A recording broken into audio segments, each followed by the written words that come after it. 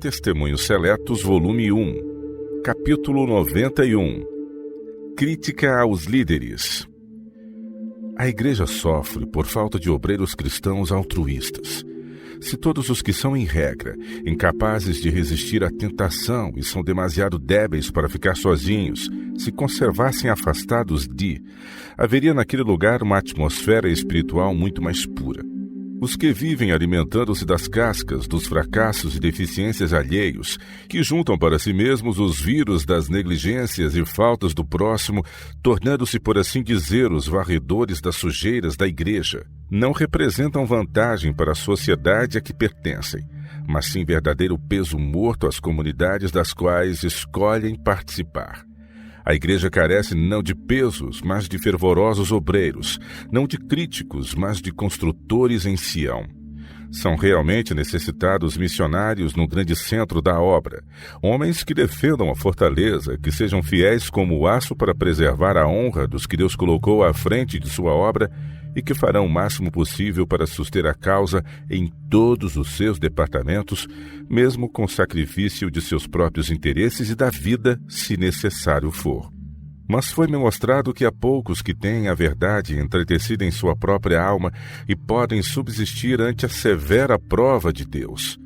Muitos há que se apegaram à verdade, mas a verdade não se apoderou deles para lhes transformar o coração e purificá-los de todo o egoísmo. Aos que vêm há para ajudar na obra, assim como há muitos membros antigos que têm terrível conta a prestar a Deus por terem sido um empecilho ao trabalho pelo seu amor próprio e sua vida sem consagração. A religião não tem virtude salvadora se o caráter dos que a professam não correspondem com a profissão. Deus deu graciosamente grande luz ao seu povo, mas Satanás tem uma obra a realizar e faz sentir seu poder em maior medida no grande centro da obra. Ele toma homens e mulheres egoístas e não consagrados e os torna sentinelas que vigiem os fiéis servos de Deus, pondo em dúvida suas palavras, suas ações e motivos e criticando e murmurando em vista de suas repreensões e advertências. Por meio deles, cria ele suspeita e ciúmes e procura enfraquecer o ânimo dos fiéis, agradar aos não santificados e neutralizar os labores dos servos de Deus. Frutos da crítica. Satanás tem tido grande poder sobre o espírito dos pais por meio de seus filhos indisciplinados. O pecado da negligência dos pais clama contra muitos pais observadores do sábado. O espírito da tagarelice, maledicência, é um dos instrumentos especiais de Satanás para semear a discórdia e a luta, para separar amigos e solapar a fé de muitos na veracidade de nossas crenças.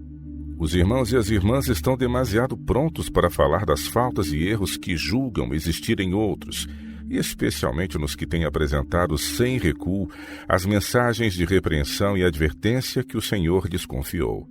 Os filhos desses queixosos escutam de ouvidos abertos e recebem o veneno da desafeição. Os pais fecham assim cegamente os meios pelos quais poderia ser alcançado o coração dos filhos.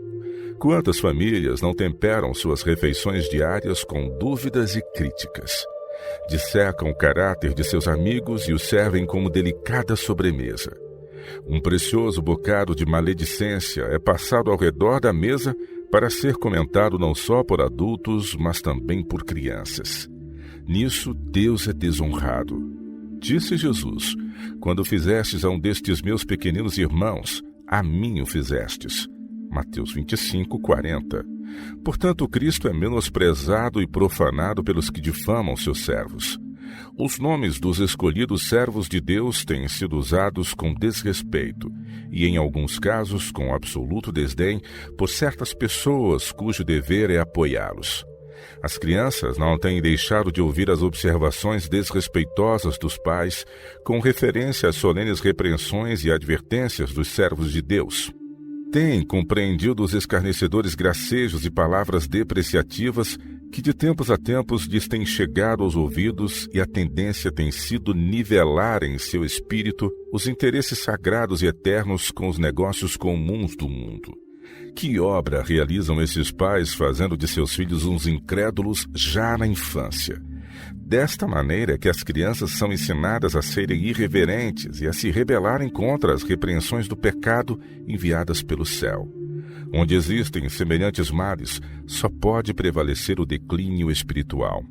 Esses mesmos pais e mães, cegados pelo inimigo, admiram-se de que os filhos sejam tão inclinados à incredulidade e a duvidarem da verdade da Bíblia. Admiram-se de que seja tão difícil alcançá-los por influências morais e religiosas.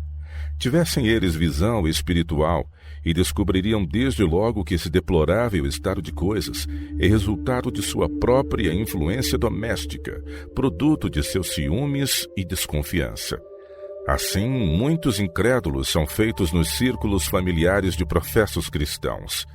Muitos há que encontram prazer especial em falar demoradamente nos defeitos reais ou imaginários dos que arcam sob pesadas responsabilidades em relação com as instituições da causa de Deus.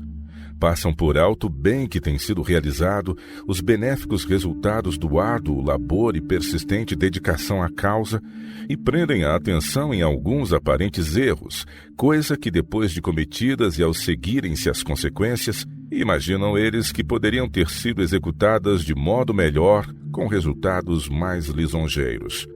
No entanto, a verdade é que tivessem eles sido encarregados do trabalho, ou se haveriam recusado agir em vista das circunstâncias desencorajadoras do caso, ou teriam agido mais indiscretamente do que os que efetuaram a obra, seguindo o caminho aberto pela providência de Deus. Mas esses irrequietos faladores apegam-se ferrenhamente aos aspectos mais desagradáveis da obra, tal como os líquens se agarram às asperezas da rocha. Essas pessoas atrofiam-se espiritualmente, por isso que se demoram continuamente sobre os fracassos e faltas dos outros. São moralmente incapazes de discernir as ações boas e nobres, os esforços altruístas, o verdadeiro heroísmo e sacrifício. Não se vão tornando mais nobres e exaltados em sua vida e esperanças, nem mais generosos e largos em suas ideias e planos. Não cultivam aquela caridade que deve caracterizar a vida do cristão. Degeneram dia a dia, tornando-se mais estreitos em seus preconceitos e opiniões. A pequenez é seu elemento, e a atmosfera que os rodeia é peçonhenta para a paz e a felicidade. Devem os cristãos ser cuidadosos em relação às suas palavras. Não devem nunca passar adiante informações desfavoráveis de um de seus amigos a outro, especialmente se aperceberem de haver falta de união entre eles. É cruel dar a entender e insinuar, como se soubéssemos em relação a esse amigo ou aquele conhecido, muita coisa ignorada pelos demais. Essas insinuações prosseguem e criam impressões mais desfavoráveis do que se os fatos fossem francamente relatados, de maneira livre de exagero. Que danos não tem sofrido a Igreja de Cristo por causa dessas coisas? Procedimento incoerente e desavisado de seus membros tem-na tornado débil como a água.